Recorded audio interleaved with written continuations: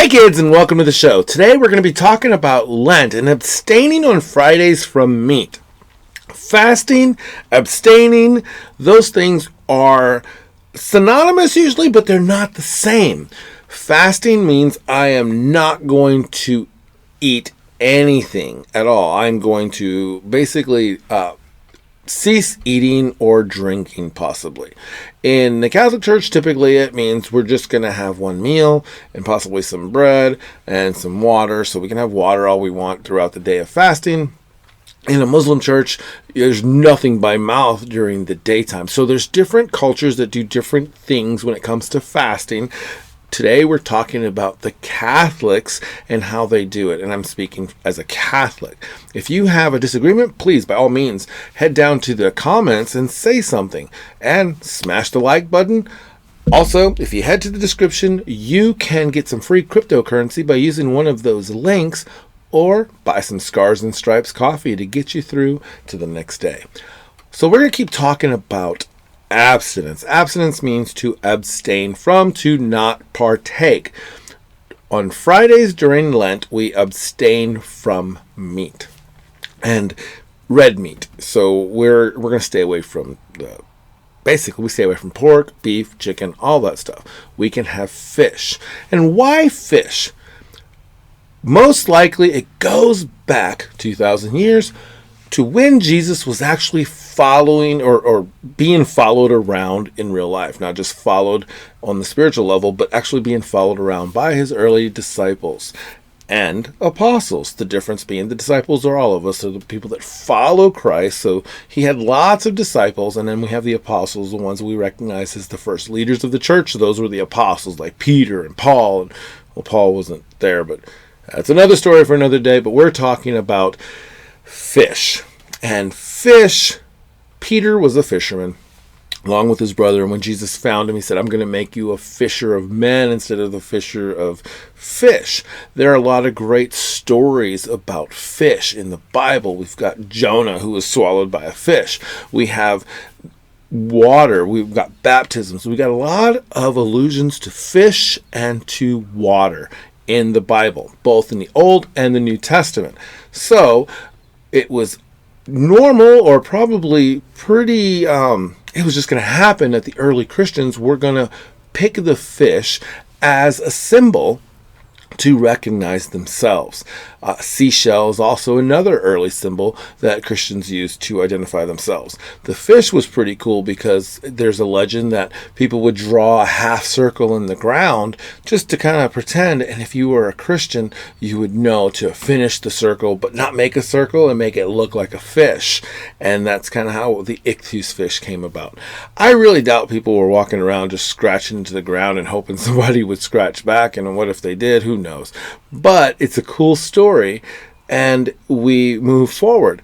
We know that fish, when you were a fisherman, that's what you ate. Your diet consisted of fish. If you were a cattleman or a goat farmer, your diet consisted of that. If you were a chicken farmer, your diet consisted of that, and you bartered. So we know the early church fathers were fishermen, and they considered themselves very poor because they didn't have all the big things. These guys were working class people.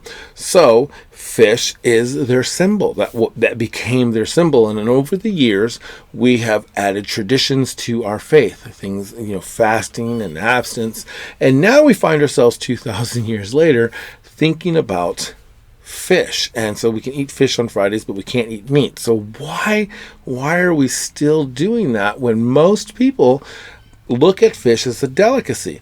As a matter of fact, on Fridays during Lent, and this is the saddest thing, you will see restaurants that, nice high-end restaurants that are just going to be packed, reservations, because all the Catholics, all the Episcopals, all the Lutherans giving up meat on Friday are going to go to these fancy restaurants and have sea bass and dolphin and turtle and all this other stuff that they consider seafood. They're going to have the lobster. They're going to have crabs. It's going to be as a smorgasbord, and they're going to feel good because they abstained from meat for a day. And yet, if you see what the intention was, we lose sight of it. And I was guilty of this a long time ago. I'd be like, let's go to Red Lobster. Sorry, Red Lobster.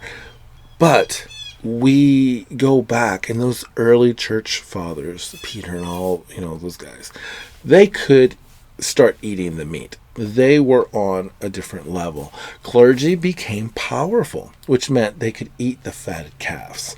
That's why the stories were there. They experienced it. So they had to come up with a way to make themselves feel humble again. And how do you do that? For me, I'll go eat tuna fish and macaroni and cheese. That makes me feel like the worst part of the time of our lives. When you struggle, you have mac and cheese, you have the ramen noodles. Those things kind of make you feel poor. So those are the kind of things that the early apostles were trying to experience. We're having chicken, we're having beef, we're having goat, we're having all these delicacies. Oh, fish. That's right. Let's have fish. So that attitude. So think about that when you're thinking about Lent and abstaining from meat. You're not necessarily abstaining from meat per se, but you're abstaining from the lavishness of what you have. And everybody has something special that they can abstain from, because it would be really silly to make people abstain in a culture where they have no food. If you never eat meat, or if you don't have fish, you don't have access to fish, it doesn't make sense to abstain from meat, because you need protein. What if the only thing you have is that? And then it moves us to this next thing that a lot of American Catholics lose sight of. We were given a dispensation, which is basically the bishop saying, you can skip this fast, or you can skip this church day. It's like permission to play hooky, so to speak, for lack of a better term. And please look that up. But the USCCB, the United States Conference of Catholic Bishops, actually gave a dispensation, and I don't remember the exact year, but we don't have to abstain from meat every Friday throughout the year, just during Lent. And that is from Ash Wednesday to Easter. So we have this dispensation. And most Catholics are like, oh, well, I don't have to give up meat on Friday. But the problem is the dispensation came with a caveat that most Catholics just ignore.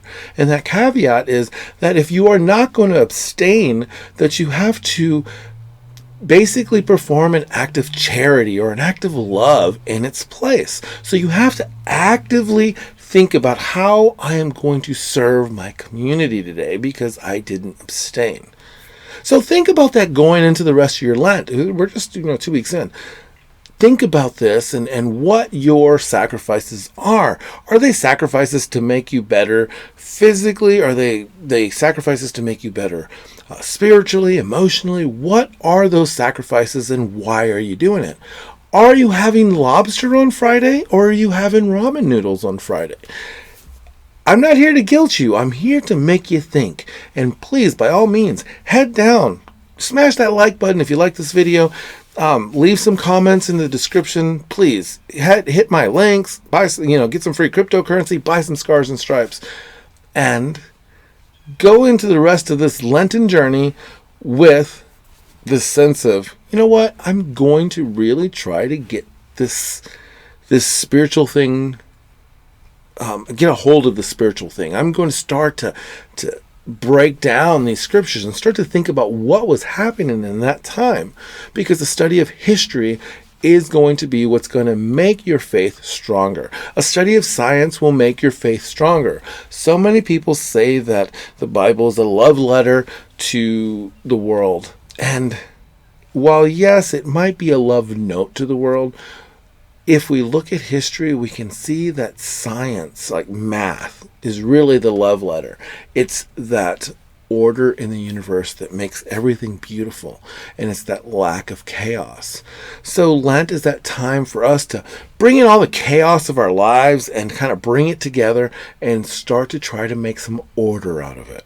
And one of those things is to abstain and to fast and to just take a little bit more time to think about God and to think about your family and to move forward and look forward to an Easter where we're celebrating the resurrection of God, Jesus Christ, and what that gives us in the next life. Until next time, work hard, be kind, and have fun.